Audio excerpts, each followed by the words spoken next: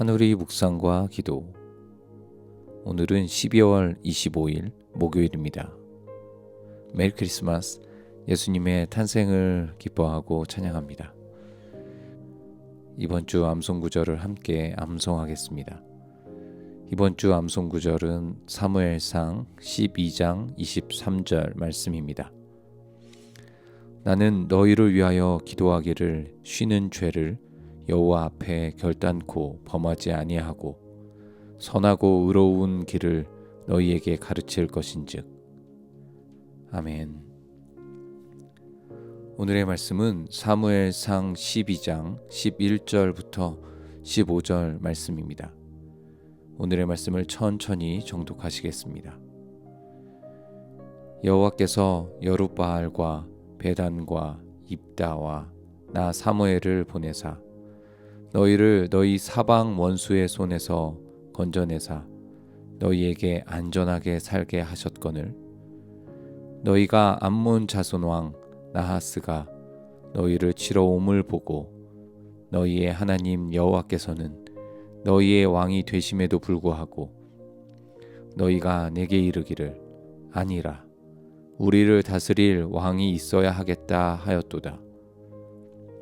이제 너희가 구한 왕 너희가 택한 왕을 보라. 여호와께서 너희 위에 왕을 세우셨으니라.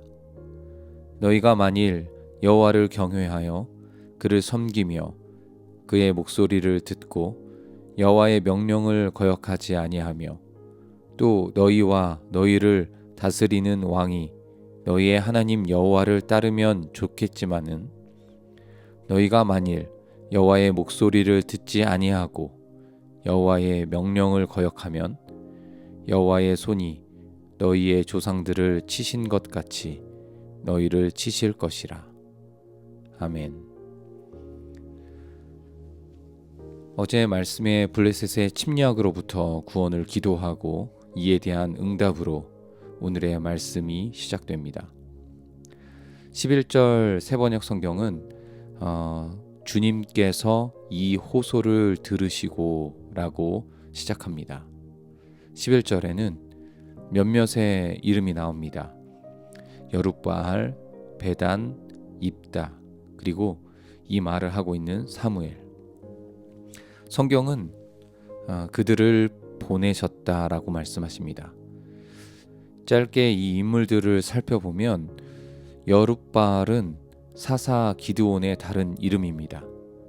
이 여룻바알 이름의 뜻은 바알이 싸우게 하라라는 이름으로 기드온이 바알의 제단을 파괴한 후 붙여진 이름입니다. 두 번째로 베단은 원어에 쓰여진 이름이지만 다른 번역에서는 바락으로 번역되어 있기도 합니다. 그는 사사 드보라 시대에 가나안 왕 야빈의 압제로부터 이스라엘을 구했던 드보라의 참모이며 군대 지휘관이었습니다. 그리고 입다는 낮은 신분의 사람이었지만 암몬 족속의 침략으로부터 이스라엘을 구한 사사였습니다. 그리고 마지막 사사인 사무엘은 사사 시대와 왕국 시대를 잇는 가교 역할을 했던 사람입니다. 하나님은 앞서 언급한 이들을 세워서 여러 압제자들로부터 구원해 주셨습니다. 그 구원 뒤에는 안전한 삶이 있었습니다. 그런데 12절은 이렇게 말씀하십니다. 암몬 자손의 왕 나하스가 쳐들어오자 이스라엘에도 왕을 달라고 요구합니다. 하나님은 이 말에 이렇게 답하십니다. 내가 너희의 왕임에도 불구하고 다른 왕을 구한다고 합니다. 이러한 모습은 참된 왕이신 하나님의 섭리와 인도하심을 인정하지 않는 것입니다. 이들의 요구는 이스라엘 주변 국가들에는 왕이 나라를 통치하는 왕정 국가였지만 이스라엘은 사사가 하나님의 대언자가 되어서 다스리는 다른 국가와 다른 모습을 가진 나라였기 때문에 계속되는 이러한 침략으로부터 안전하지 않다라는 생각을 한 결과였습니다. 하나님의 주권보다는 세상의 제도에서 안전을 찾으려는 모습이었습니다. 이러한 요구에 하나님은 이스라엘의 왕을 허락하십니다. 14절부터 15절 말씀을 세번역 성경으로 다시 한번 보겠습니다. 만일 당신들이 주님을 두려워하여 그분만을 섬기며 그분에게 순종하여 주님의 명령을 거역하지 않으며 당신들이나 당신들을 다스리는 왕이 다 같이 주 하나님을 따라 산다면 모든 일이 잘 될 것입니다. 그러나 주님께 순종하지 않고 주님의 명령을 거역한다면 주님께서 손을 들어 조상들을 치신 것처럼 당신들을 쳐서 멸망시키실 것입니다. 사사시대에 죄, 심판, 회개, 구원이 반복된 것처럼 하나님은 그분의 말씀에 순종하는 왕, 그의 백성을 원하시고 혹시라도 그들이 그 길에서 벗어나면 다른 나라를 사용하셔서라도 그들이 돌이키도록 이끄십니다. 오늘 본문 말씀은 당신의 삶에 어떤 의미가 있습니까? 이 말씀을 어떻게 당신의 삶에 적용할 수 있을까요? 잠시 개인적으로 묵상하는 시간을 갖겠습니다.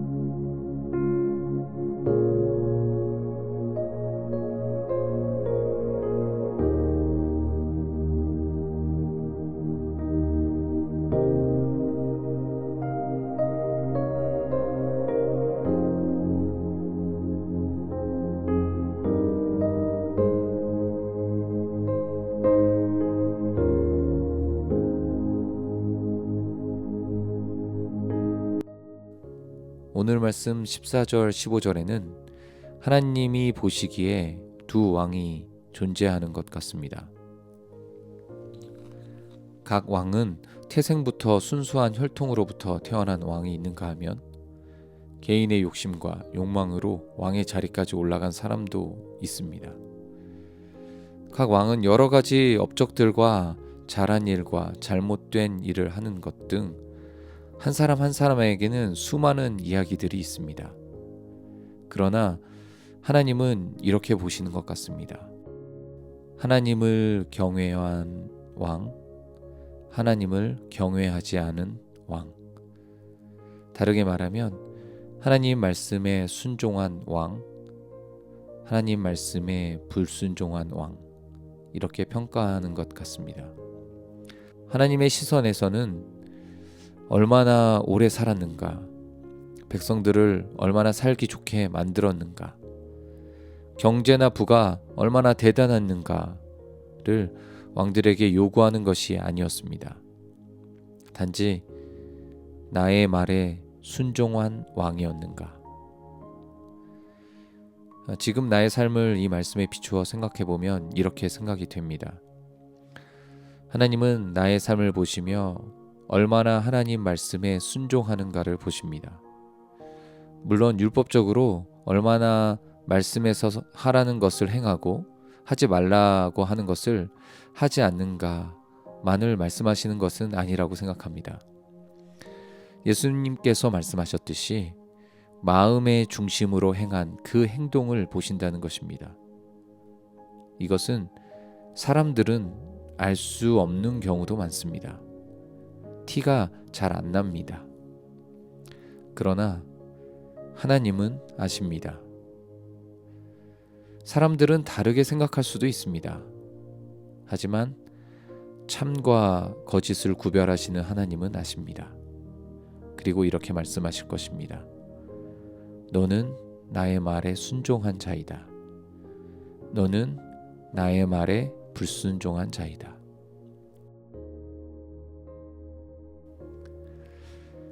당신의 기도는 무엇입니까? 성경의 역사 속에 반복되는 인간의 죄된 속성을 봅니다. 하나님의 말씀으로부터 벗어나 불순종하려는 나의 죄된 본성을 변화시켜 하나님 말씀에 순종하는 자 되게 하옵소서. 육신의 정욕, 안목의 정욕, 이생의 자랑을 쫓는 나를 버리고 성령님이 이끄는 오늘이 되게 하소서. 오늘 특별히 성탄절 아기 예수님으로 이 땅에 오신 예수 그리스도의 구원의 은혜를 주심을 감사하며 찬양하는 하루가 되게 하소서. 오늘의 기도 제목 혹은 개인의 기도 제목으로 잠시 기도하겠습니다.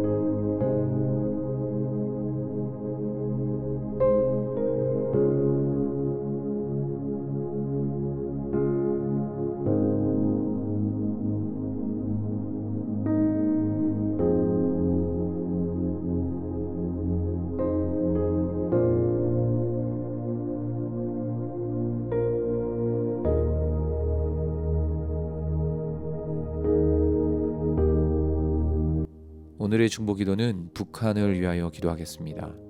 다 같이 기도문을 읽고 기도하겠습니다.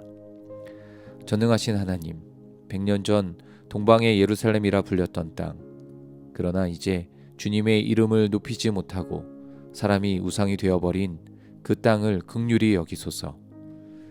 그 땅을 주님의 이름으로 회복시켜 주시고 그 땅에서 다시 주님의 이름을 높일 수 있는 때를 허락하여 주소서. 북한 정권의 군사적 도발 행위들이 모두 실패로 돌아가게 하시고 한반도의 불안한 정세를 주님께서 다스려 주옵시고 하나님의 방법으로 평화 통일의 때가 속히 임하게 하소서.